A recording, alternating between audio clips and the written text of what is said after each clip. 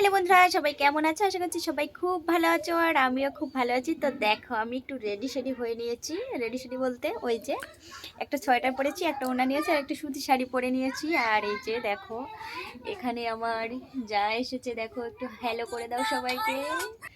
আর আমার যা হলো একটা সেলিব্রিটি, মানে এমনই একটা সেলিব্রিটি যে মানে ওর ফোনে শুধু ফোন আসতেই থাকে।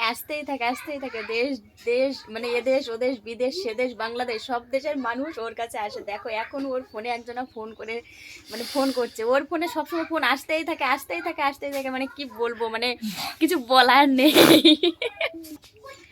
তো এখন যাব একটা নিমন্ত্রণ বাড়িতে। আর এই যে আমি দাঁড়াও দেখাচ্ছি, কেন?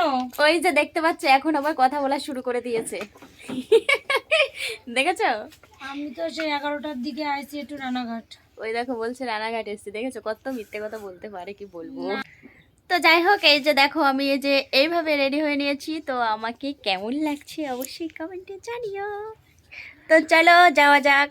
তারপরে এই যে চলে এসেছিলাম বন্ধুরা অনুষ্ঠান বাড়িতে। তো এই যে এসে এখানে বসে গিয়েছিলাম। এই যে আমার মেয়ে আর এই যে ভাসুরের ছেলে, এটা যার মেয়ে। এর পাশে ক্যামেরাম্যান আছে, আমার মেয়ে মানে ভাসুরের মেয়ে।